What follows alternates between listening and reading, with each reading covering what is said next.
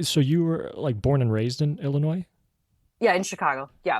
Oh, nice, Yeah. nice. Do you think, I had this question for you, and I'm sorry, I did start recording. Okay. I'll, I'll give just a quick introduction. Hi, Sure.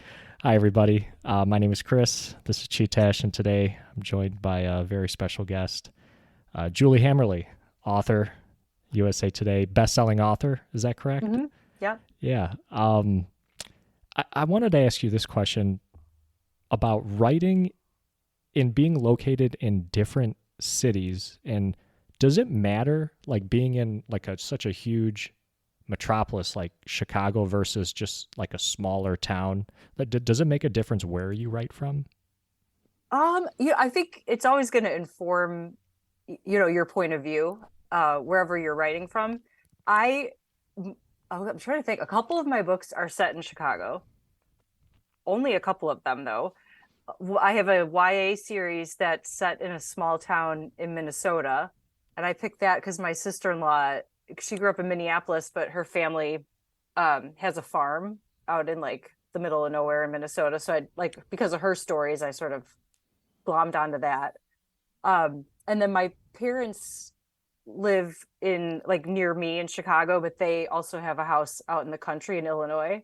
So I feel very like I can do both. And I really do have like a love for the small town stuff too. But then I also think that Chicago, and specifically like I live in the neighborhood where I grew up, and that also has a very small town feel to it because everybody knows everybody. My kids go to the same school that I went to, and I see people that I went to eighth grade with like every day, you know?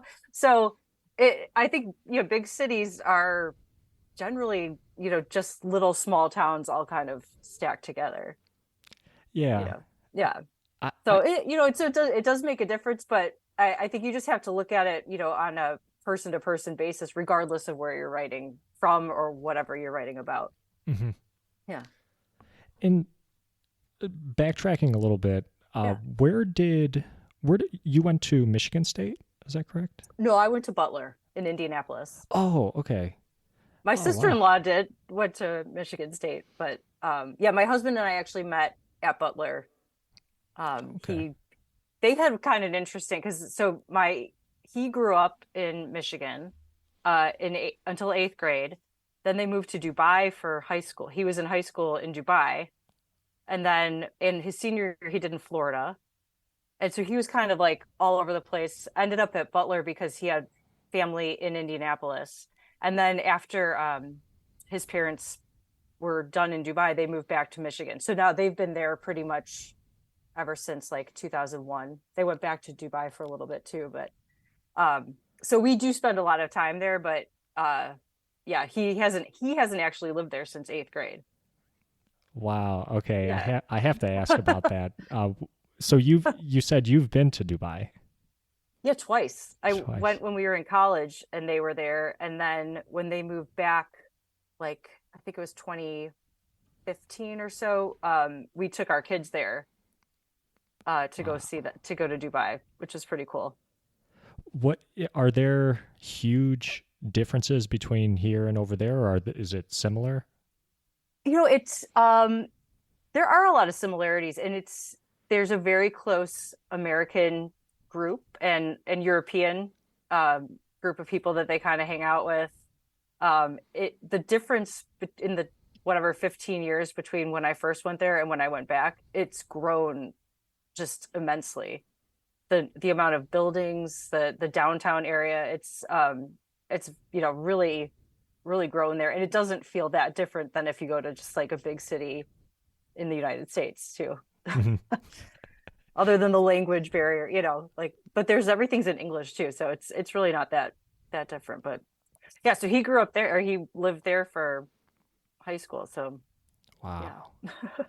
How is it bigger or smaller than Chicago? Dubai? Yeah, or Well, I'm not sure. and what's the is Dubai the actual like there's the city Dubai, but then it like there's the state or like the country of UAE? Is that how it is? Yeah, and then they have so there's the different Emirates there, like Abu Dhabi, Dubai, and the other ones that I don't know. So I'm not sure they I do know they have little like neighborhoods. I don't know if those are cities or if they're just, different areas of this larger city, Dubai. I don't know how they kind of refer to it. Okay. No, Yeah. that's very Yeah. cool. Wow. Yeah. uh, Going back to Butler, what did you study at Butler? I started out as a voice major. I was studying music to begin with, and but I kind of fell into that. I don't think I really like. I wasn't as passionate about singing opera as most of my friends were. So when push came to shove, I decided to do something different, and I went into secondary education. And I was getting a Latin minor at the time, so I thought, oh, I'll teach Latin. So I ended up graduating with a double major in education and Latin and a minor in music. And I taught Latin for like several years, 6, 7 years, I think, until Whoa. I had my first kid. And then I stopped doing that. Where like is this like at a high school or college level? I taught my first year, I taught high school, but after that, I actually taught middle school and elementary. I taught second graders through eighth graders for um, for a couple of years, 4 years, I think. Whoa. Yeah, yeah, I didn't even know that's like I never had I don't think like any of the schools I went offered Latin like from yeah. that age group. Oh, it's Wow. I don't know if you're familiar with the Chicagoland area, but it's the North Shore. It's very, elite, upper class, and so that's actually where I did all my teaching was up in the northern suburbs, and there were like 3 or 4 suburbs where they were teaching Latin from like second grade on, which is pretty cool. I think Whoa. I'm not sure if those programs even still exist because I actually left my job. They were phasing my job out at that time, so I don't know how many schools are still even doing that. Hmm. Unfortunately, because it's really cool that to have that opportunity. And I know my son, who's a freshman, he's taking Greek, not Latin, unfortunately, but he regrets it because all his friends are taking Latin and they're like they love it. That's because it's the best language. Yeah. So whatever. I have a friend of mine who's a resident right now, a physician, and his undergrad degree from University of Michigan was in Latin, and he was saying how it helps actually in the medical field because a lot of medical terminology is sometimes derived Oh, yeah. from Latin. Yeah, Um, Latin and Greek, I think you really do. We get a lot of like the big words in our language from those two languages. Yeah. that yeah, that's something that I never would have thought of. Like, do you still remember like a lot of things Latin related? Oh yeah, and my daughter started doing Latin on Duolingo, so she was showing me that. I do remember a lot of it, and the other thing it really helped with too is grammar, because I feel like in my English classes, in English is such a weird language, and the rules are not the rules, but Latin it's very specific. So learning about things like prepositions, direct objects, indirect objects was like so much easier to think about from the perspective of a foreign language, I think. Hmm.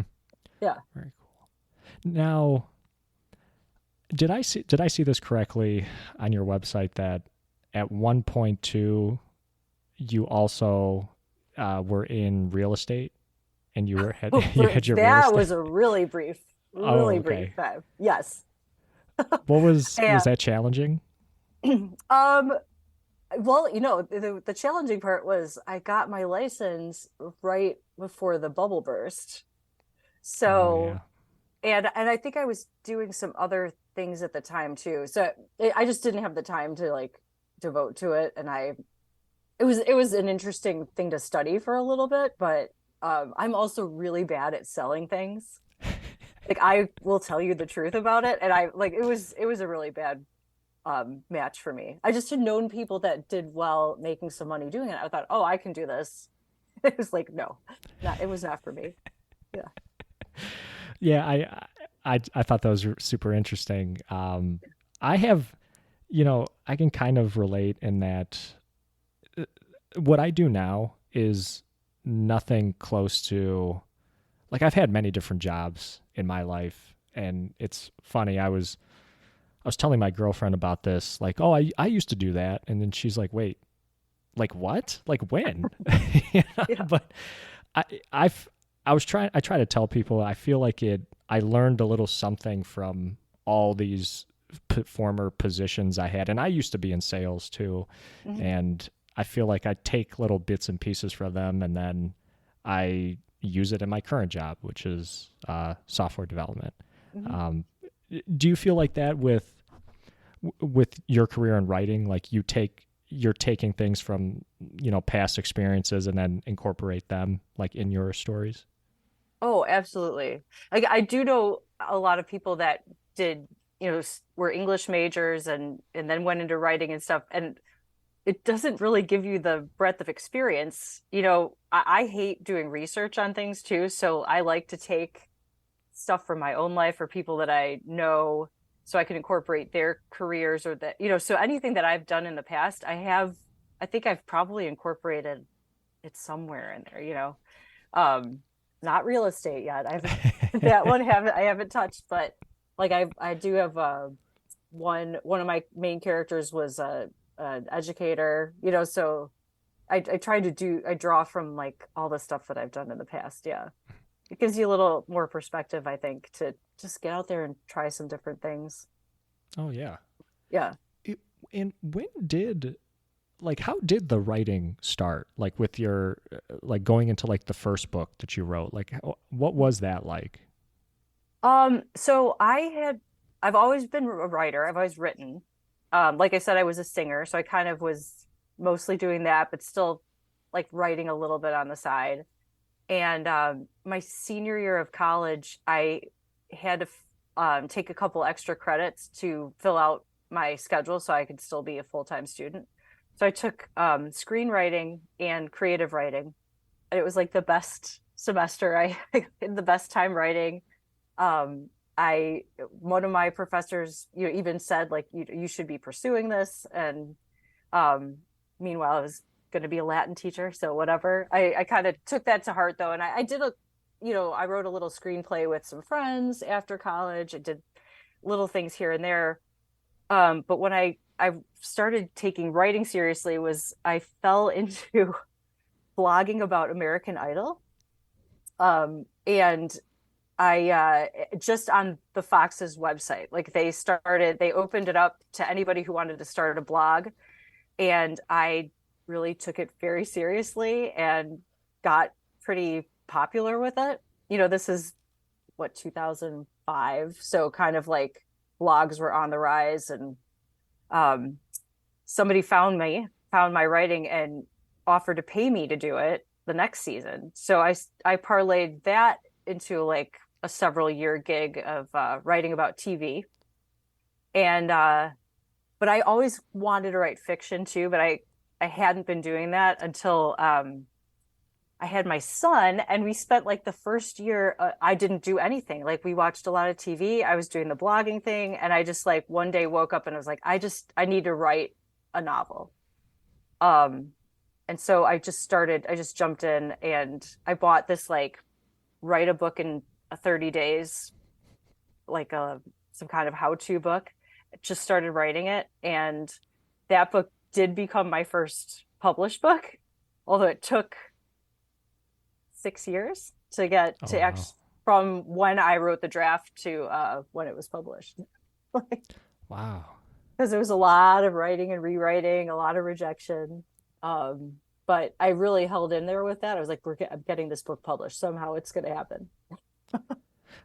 How is it very difficult, or like how do you deal with that when somebody asks you to, hey, you got to rewrite this, like, and you got to, make these edits to it? Is that very difficult to hear? That like kind of criticism, I Uh, guess. well, it depends on where it's coming from. If it's like my agent or my editor, that's just the way it goes. They will always couch it with, hey, just a small tweak. But every time they say it's just a small tweak, it is huge, because like you change one thing and it's going to change, the entire fabric of the book. So there's no such thing as that. But I think I am very good at taking the criticism. Like it's not personal to me. I want to write the best book that I can, so I welcome, you know, like whatever constructive criticism they have to give me. That first book, we did huge. I think I had a new editor. She was pretty new and I was new. So we really did like several rounds of big picture edits on that one. Um, since then I've gotten better at structuring the story, so it's not as big, but yeah, I mean it's just that is part of the job. You really have to check your ego at the door and say, we all want to make this the best product we can. So you can take it or leave it. I've learned that too, that you don't have to take every suggestion. That's been a good lesson. And how many books so far have you published? I have 7 out and then new ones out tomorrow. Oh, Um, wow. Yeah. yeah, so that'll be the 8th one. Wow. Okay. Yeah. And they are all of this particular genre, like teen romance type. Is that what you would call it? Well, my first 4 books were teen. The first one I wrote is not really a romance. It has romantic elements to it, but the publisher, Entangled, that's who I've written for all of these books. They are very focused on romance, but they had, back in 2016 when that book was published, they were doing a lot of teen books with just romance elements. They didn't have to be like a genre romance, if that makes sense, because there are very specific rules to genre romance. After I wrote that one, I pitched a series, another YA young adult series. So that's 3 books. And then after that, I jumped and started writing about women in their 40s. So I went from teens to like near middle age. They call it the August line. So those that I did 3 books with the August line, and then this new one is actually, they made me age her down, so the protagonists are in their early 30s. Okay. Because apparently books for older people don't sell, which I take objection to, but they're the boss. Yeah. It's funny. I did want to ask you about that. So you would say you're Gen X? I am. Yes, I'm on the cusp. I like Generation Catalano. We're like, I'm the age where I was in high school when My So-Called Life came out. So we were kind of like too young for Reality Bites life, but not young enough to be a millennial. So yeah, Okay. like right on the border. Yeah, you don't want to be a millennial. No, thank you. No. I take pride in my Gen X status. I'm a millennial. And Some of my favorite people are. oh really? Yeah. Oh yeah, no. I tell people that I completely own it, and I take all the bad and the lots of the negative things that people say about millennials, and I own it and I just accept it. And Yeah. but Are you a fan of the Goofy movie? oh yeah, I remember that movie. I really like it. The soundtrack to it too. With That's what makes you a millennial. If you like the Goofy movie, I feel like that's because 2 of my husband's brothers, or siblings, his sister and his brother, are like right in the millennial, like in the middle of the millennial curve, and they love the Goofy movie. yeah, I do. I remember I did watch that movie a lot growing up. Yeah, that's funny. And then the 2 like really good songs. I think the guy's name is Tevin Campbell, who did like That's right. yeah, Eye to Yeah, I Eye. remember him. Yes. There was the other one, Eye to Eye, and I think Stand Out was the other one. And lo and behold, I didn't realize that he's like an actual artist. Like he has music beyond the Goofy movie, which I never realized until just growing up. Yeah. That's good. I haven't thought about that movie in a while, so thanks Yeah, for. my I had never seen it because I'm a Gen Xer. I was too old for that. And then we watched it with my kids and my sister-in-law because she like loves it. Mhm. It's cute. It is cute. It's yeah, it's a Yeah. cool movie. No, I like it a lot. Yeah. Um, what speaking of that, what is your favorite movie? Oh my gosh. Well, we're big movie people. I don't, I don't know if you know my mother. You don't know my mother-in-law, right? You've just your mom knows her. Just yeah, just my mom. Okay. Yeah. Okay. Because so the Hammerleys are big movie people, and my husband sees like everything. And when we were dating, and I felt like I needed to impress him, I would go to everything with him. But I like grew up watching movies a lot too. Like that was big in our family. I love the movie Boogie Nights, which is kind of a random one, but I wrote a paper on it in college, and I think I always just have a soft spot for that movie. And but I love comedies, so probably my favorites are Austin Powers, Tommy Boy. I think Bridget Jones' Diary is one of the best rom-coms Okay. out there. So yeah, I tend toward comedies more than drama, but Okay, nice. yeah. Uh, I know earlier you had mentioned the screenwriting thing. Uh, Yeah. would do you ever foresee yourself, eight books in now, transitioning into screenwriting, especially with now there's this huge strike, and Oh yeah. maybe there might be, maybe there might be opportunities there for new screenwriters. Yeah, who know? I haven't tried writing a screenplay in a while. I was actually just talking to a friend who's an actor. I think it was at a wedding, so he might have been two or three sheets to the wind, but he's like, we need to work on something together. And I was like, sure, sure, sure. But I would love to do something like that. We have a lot of because I was involved in the arts in college, so was my husband, and some of our friends have like continued on, and if our directors, editors, like they're working in the film industry. We actually produced a movie that one of our friends directed. Oh Um, wow. so yeah, I would love to do something like that if the opportunity presented itself. I haven't written anything. I have ideas, but it's sitting down and actually doing it. But yeah. Is that how different is that from writing a novel? Is that just two completely different skill sets?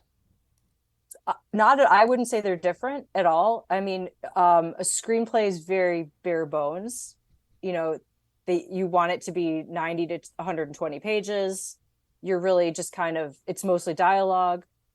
And a novel, I mean, it's the same structure, really, but you're just kind of filling in the gaps with more, internal emotion, description, that kind of thing. But it's really not that different. And Hmm. I've actually used screenwriting as a tool when I'm working on a novel. If I'm just trying to get through a scene, I'll just, put it in final draft or something and write it out just in dialogue, just to kind of know where I'm going, and then put that back into like the novel scene. So yeah. Hmm. Tell me about this production that you were involved in. That's super cool. Oh, I wasn't super involved in it. We put some money up for it. My husband actually, he's an attorney, and he did some legal work for them as well. But it was actually very cool. Like uh, I don't know how they ended up getting it made, but they raised enough money, and they got like, do you know the show Ally McBeal? Yes. Yeah. Gil Bellows, who's like the main love interest in that. He's also in like The Green Mile. No, not The Green Mile. Shawshank Redemption. He's Oh, in that. great So he's in movie. like a lot of different stuff. But they got him somehow to do it, and they filmed it like during the um what was that called? Like the polar vortex, when it was, negative 20 degrees in Chicago. They Oh. filmed it. Yeah, and then they ended up selling it to like Showtime or something. So it was it actually did all right. It was out and about, and people saw it, and we made our money back, so that was cool. And they're working on something else now that I think that we're getting involved with that too. So Oh, um, that's cool. it's fun, and they're all people that I enjoy working with too. If like something presented itself, it'd be kind of fun to do something with them. Yeah, that wow, that's really cool. Ah, I want to produce a movie now. Like, It's pretty cool. I mean, like I really was just as a bystander, but watching it is, yeah, it's, and the amount you have to like think about, like, you know, what costs what, and what can we like take out so that we can do this. Oh, it's like a jigsaw puzzle. wow, so you're actually it's almost like you're running like your own little business. Like, okay, this costs Oh, for this sure. much, so we Yeah. can't do that. So we got to do this over here, and then we can't shoot on this day, and such and such. Wow, Yeah. that sounds like a lot of things that I wouldn't think about that go into a film. You know, Yeah. Yeah. that's really cool. Wow. Yeah. Um, going back to your books, the target. And I know you mentioned a little bit about like age groups of your books. Is this mostly? Are you writing mostly for like for women or for men as well? How does that break down? I don't, I think that like we try to put those books in a box, like these are for men, these are for women. I know my first book, which um it may be the only book that most of my friends read because it was the first one. But I had so many of my male friends came up to me and were like, loved it. And they would never have picked that book up if it wasn't my book, So I take a little umbrage with like these are for men, these are for women. I'd hope that people would read widely. Because I'm a woman, most of my protagonists tend to be, although I really like my next book. It's dual point of view. The female and the male protagonists are both, represented, and I do like writing from the male point of view as well. I mean, stereotypically romance tends to be more for like, or more women read it, but I would hope that there's something, for everybody in that.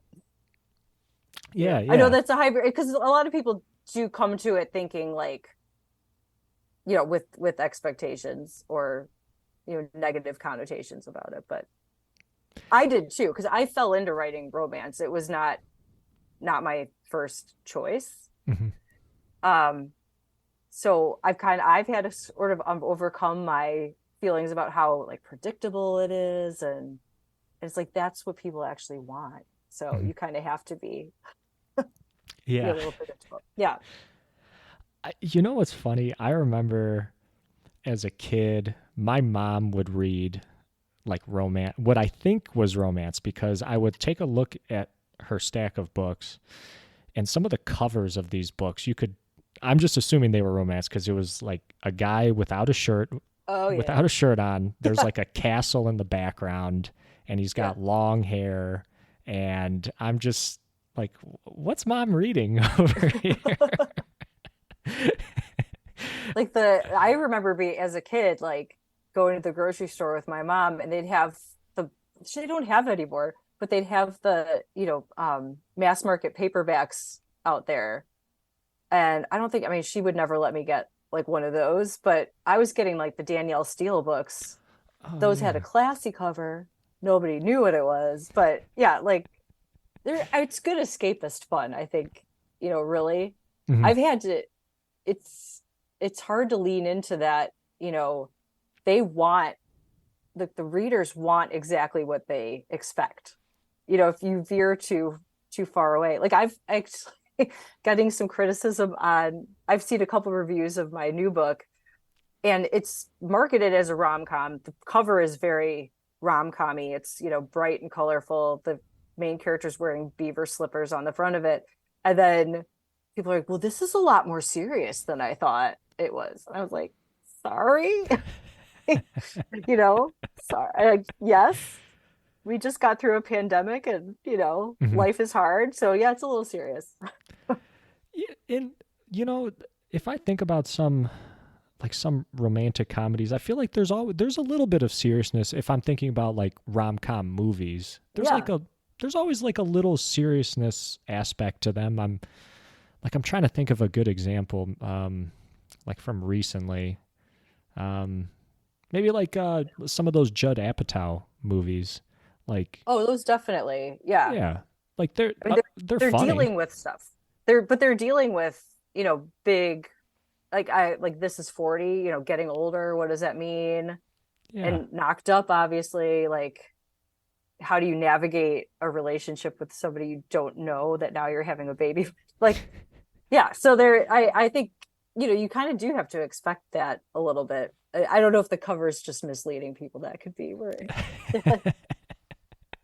like, yes, it's about there's some death and Hmm. some, whatever. But yeah, How do those covers like?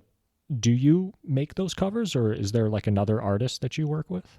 I don't know. It's my publisher. So Oh, okay. they just send me and actually this one I liked right away. Like they sent it to me and I really thought it was cute. There have been others in the past that I've gotten and like we've had notes on it, but yeah, they're the ones that handle the whole cover thing. Oh, okay. Yeah. And are there times where they'll send you something and like you can just send it back and say no thanks, let's go with something else? Yes, because there in my last book, which the cover ended up, I love it. It's Raining Men. Um, but the first one they sent me, it was like there were these little like the male symbol like on a bathroom, like Yeah. but like falling from the sky or like in the background. And I looked at it and I told my agent because I always like go through her first, like what do you think? Because she's a little more, better marketing minded than I am. And I was like, the first thing I thought of was like the 9/11 shots of people like falling from the building. And so we told them that they're like, oh, we don't want that. I was like, no, no, we don't want that. Let's go back to the drawing board on that one. So that one they did fix, but there was one of my books that I did come back with like I don't like the cover. I didn't like it was one of my YA books that they used like stock models or something. Like, so it's a photograph, but and I didn't think they looked like the main characters at all. It didn't never liked that cover, but that one they kept. They didn't listen to me on that one. Yeah. Yeah. Usually they've been good though, I would say. Like Hmm. I think it was really that only that one cover that I really didn't like.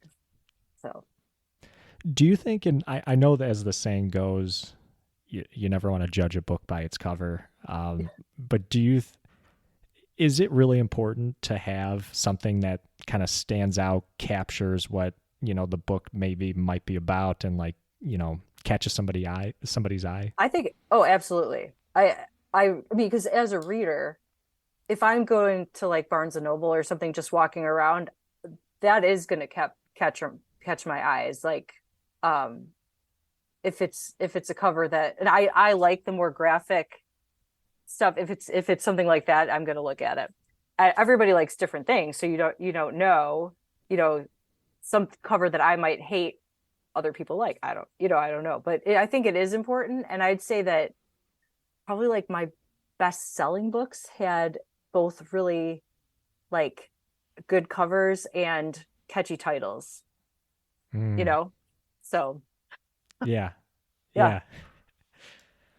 Yeah. Earlier, when you had mentioned it, like some of the romance books my mom would read, like Danielle Steele, was it? Oh, yeah. Yeah. Um, that sounds so familiar. I guarantee you, my mom has read those books. From from those books to like today's romance novels, have they changed at all? Like as far as what you write about, has that genre like evolved over the years? Oh, absolutely. I mean, even in the time that I've been writing, I, you know, my first book was published in 2016. Then we did go through like the Me Too period. That's changed a lot of the rules in romance. And I think for me as a reader too, I've had to like judge competitions and stuff and read some manuscripts. And if it has like, you know, an all like a power dynamic that's icky, like I had to read one that was about a coach that was pursuing one of his like college players, like a tennis player, and I was like, this is Wow. it's icky. You know, it's we I think our Yeah. perspectives on like what's okay and what's not has changed. And also there's a lot more diversity in romance now, which is really great because that's something that was very lacking. And now you're getting a lot more diverse stories, like whether it's, you know, ethnically diverse, um, different, you know, cities versus country set. There's like more, there's a lot of different variety now, which is, it really made the genre more robust and interesting, Hmm. I think. Yeah. Do you think even to like stuff in society today that wasn't around 30 years ago, like for example, like online dating, is a Hmm. huge thing now. Yeah. And does that kind of affect the romance genre or like how people write? Oh, for sure. Yeah. Yeah. I mean, you have to evolve with it. I do remember like my with my first book, which I is kind of very like it was initially a very veiled recap of like my freshman year of college. It's completely changed, very different. But I was super against like using cell phones in it. I kind of wanted to set it back like in the 90s. I felt in, you know, in my head that was easier in some ways. And they, you know, every like they fought against that rightly, you know, because like that's it's our reality now. Like if I'm writing historical fiction, I can go back there and, you know, in the days where you didn't have a cell phone, but now it's like it's just what it is. I think it was harder then because like it was hard for me to put myself in that position of like what's it like to be a high schooler with a cell phone. But now since we've all been living with them for so long, it's, you know, that makes a lot more sense. It's a little easier to like imagine. But Yeah. yeah, oh, you really do have to adapt with like whatever is happening, you Hmm. know. It, I'm trying to think of other examples, but yeah, no, I yeah, definitely. well, another example that comes to mind is just like social media too. Yes. Yeah. Yes. Because that Well, wasn't around. I I'm reading a book right now, which is using Twitter. And I think this book came out in like I want to say 2018, so it's like a couple years old. But she's using Twitter at the beginning of every single chapter.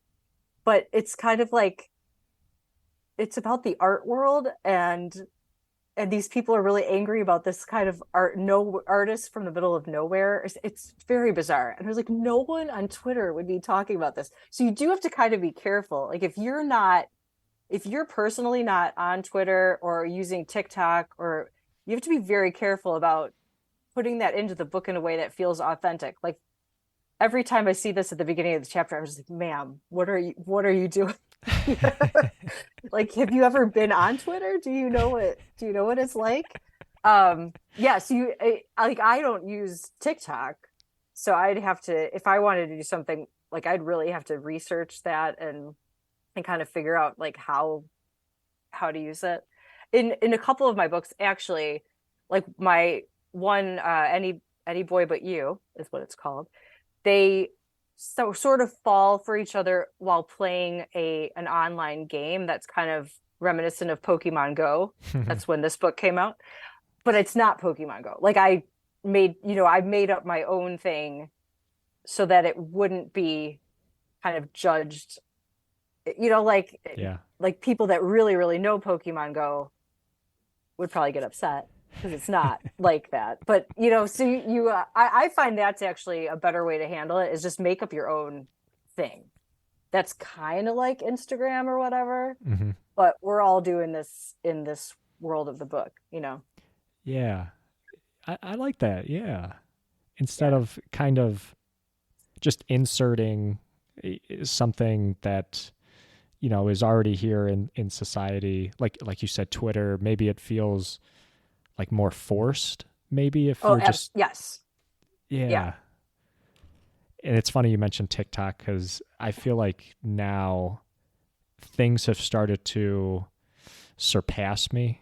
Like, and I Yes. think TikTok's the start of that. I'm not on TikTok either, but I, Yeah. I know that a lot of people use it Yeah.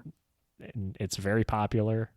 But now I see that, I mean, there's YouTube does something that's like TikTok with the shorts. Hmm. So, yeah, I mean, I feel like I got surpassed. Maybe now I've gotten a little too old and I can't keep up now. Well, it's very funny to me to think about, like, I started on Twitter pretty early on. Like, it really, when Twitter started, I was on there. I was one of the cool young people on Twitter. And how quickly you go from being a cool young person to a lame older person. And it's very quick. And you see people on, like, I just think, like, I look at the younger, 20 somethings now. I'm like, just wait. You know how fast you're gonna be 40? It's real quick. And I think with social media, we see it. You could really see it, like how quickly we're all getting older. I, I feel like that happened with Facebook, and I think there was a Oh yeah. stereotype, yeah, with Facebook where Facebook's like where my parents are on. I'm Yeah. on Instagram or Yes. Snapchat now, and but even those, I mean, I remember hearing a statistic. It was a couple years ago that the fastest growing demographic on joining Instagram was like 40 aged 40 to 50 Wow. females, women. Yeah. And now sure Facebook was like the stereotypical thing for older people, but everybody's just going to other platforms now. Yeah. And it's so daunting to me to even think about starting somewhere new. I accidentally logged out of Twitter like a couple months ago, and then I don't know what was going on over there. I put in the right password. It was trying to get me to, like, two-step verify, but the button wasn't working, and I was like, I'm just done. I'm just done with Twitter. So I have not been on it Oh since like wow. January. I'm like, don't miss it at all. And I know a lot of people have, like, left and gone to Mastodon, and, like, I'm I've like, I heard of just that. don't have the energy for this. You Th- can find me on Instagram, and that's maybe it. yeah. Do you find for what you do those social media sites or like Instagram right now, does it help with, pushing your book out there and like promoting it? Yes and no. I think what one thing I've learned, and not a lot of people talk about, is that I can only do so much. I mean, if I wanted to spend a ton of money trying to promote the book in ads or whatever, I could do that. I don't want to do that. Like, my publisher should do that. And so it's really them. Like, they need to be the ones promoting it. They have the reach, they have the funds. um if people, if self-published authors, obviously they have to do it themselves, but with social media nowadays, I mean, you just don't have the reach. Like, nobody does, unless you have, a couple million followers or something like that. It's not going to make a dent. So I think what everybody's kind of going back to now is actually newsletters, because you own those email addresses. Hmm. So trying to curate that, and I feel like that's a little bit better response. But yeah, I see what you're I more saying. do Instagram just to be social, Hmm. like, and I'm really bad at it. I don't do it that often. But yeah, it might get people a little bit aware of it, but it's not gonna help move the needle really. Hmm. Yeah, I look at some of these. Now the term is influencer, Yes. and they, and I'm impressed at how many followers some people have on Instagram or Twitter, Yeah. and they like what you said, if somebody comes to them with a certain, oh, I don't know, like some sort of product, and to borrow a phrase that you used, yeah, that definitely could move a needle like Yes. pretty substantially. But me, like my presence on Twitter, I barely have any, so Yeah. don't come to me for any product placement yet. Maybe Yeah. someday, but Yeah. yeah. Well, I was talking to a friend recently who was huge on Facebook like 10 years ago. She had one of those groups she like it was a mom's group kind of thing, but she had like tens of thousands of followers, maybe more than that. It was a lot. She actually got a book deal from her Facebook group, but she doesn't do it anymore. And I was like, I can think of so many people like back in the early days of blogging, Twitter, like all that stuff, people who were very, very present back then who had a big reach and they're just burnt out on it. I mean, I think at some point you just, I feel that way because I did a lot of blogging. I was doing that for like 10 years. And I just was like, it's, uh, it's exhausting. Mm-hmm. So I think about those influencers now. It's like you have this thing and the YouTubers and everything. Like, how long can you sustain that without like going crazy? That's a good point. Yeah. That's a good point. Yeah. It doesn't last long. It is not a good job for longevity. Just because you can't sustain that forever. You as a person cannot sustain that kind of lifestyle. Yeah, and the way it seems like life is, I don't know if you feel like this too. Life is gotten like faster, like with Mhm. technology too, and things change on a dime, like on a whim. Yeah. Like we're all, at one point it was MySpace was like the thing, and Oh yeah. now look at what we have now. It's in just a short amount of time, and yeah, Yeah. it gets difficult to adapt and keep up, and yeah, Yeah. I totally get that.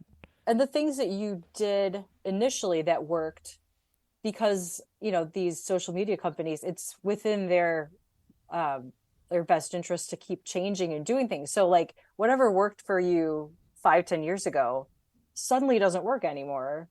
When I had a blog on a large platform here in Chicago that was part of the Chicago Tribune, they would promote our blog. Like I would write about TV and stuff, and we'd get on like the homepage of the Tribune website. Like it was a really good platform.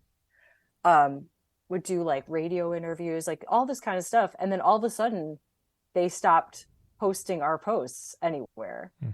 and like nobody was seeing it. So you can do everything, and then somebody changes some algorithm, or they just change the way they do business, and you're like, okay, well Yeah. now what? Yeah. Yeah, and that So, algorithm is very it's strong. It like oh it yeah, works. It it definitely works too well. I'm yeah. like, I just thought about a pair of shoes the other day and it popped up in Instagram, I swear to God. Yeah. I've had that happen too. Oh yeah, Like it's like, well, how did you know? I have no clue how they know. It's very eerie. It really is. Yeah. One last question, or just Yeah. a couple last questions, Julie. Your book that's coming out tomorrow, Yes. Playing for Keeps. Yes. Just really quick, what's like a short synopsis of what that book is about? Okay.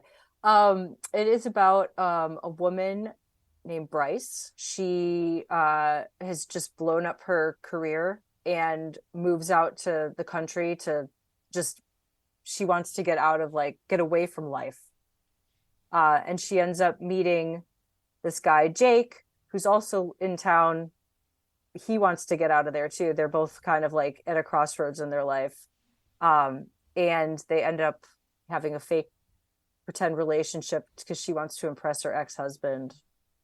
This is a terrible elevator pitch for but the meet cute, which I think is a good hook, is he is a security guard in the resort where she lives, and he's called to come investigate a vagrant who is like sitting outside the ice cream parlor, and it's her. So that's how they meet. Nice. Yeah. And this particular book, how long? Like, when did you start writing it, and how long did it take you to finish? Uh, this one, and this may be why it's a little moody, I think, is I wrote it in the summer of 2021, like just when, we had so much hope and that it was like dashed when Delta came back. So Oh I think yeah, I was yeah. like just kind of in a mood. I don't know. So it is a little bit like darker in some ways. And but yeah, so it usually takes me like a month or so to actually write the book, but then it's been, in the editing process. And honestly, was with my editor for like a very long time before she got it back to me. So I wrote it in 2021, but did like most of the editing the tail end of 2022, probably. So Oh, okay. yeah. Now, for future plans, like Yeah. after this book comes out, do you have some ideas on what you want to do next? I have a book that's about to go out on submission. So fingers crossed, we're gonna pitch that widely. I'm trying to get away from like the straight up romance. So it's more like women's fiction. Um, and this one, I actually one thing my day job, or like a part-time job I have, is working. I do the like edit the bulletin at the church where my kids go to Catholic school, so I edit the bulletin there. So there's actually like it's kind of set in a parish, which is interesting, different for me. Hmm. But so that's actually going to go out in sub soon. It's hopefully a series, and we'll see what happens. But Oh, that's cool. yeah, Yeah. I hope it. Yeah, I hope it turns into something who very knows? fruitful. Yeah, who knows? It'd be great. But this Playing for Keeps is the last one on my contract with Entangled, so we'll see what happens next. Oh, It's okay. kind of exciting to have like, it's a little more wide open. We'll see what happens next, but yeah. One one last question. What for aspiring writers, do you get asked like, "Hey, what's some good advice?" or like what's like the best advice you would give to someone who's aspiring to be a writer? Just write. I mean, honestly, like the only thing you can control in the whole process of publishing is your product. So keep your head down and focus on that. Write the best book that you can. And also read.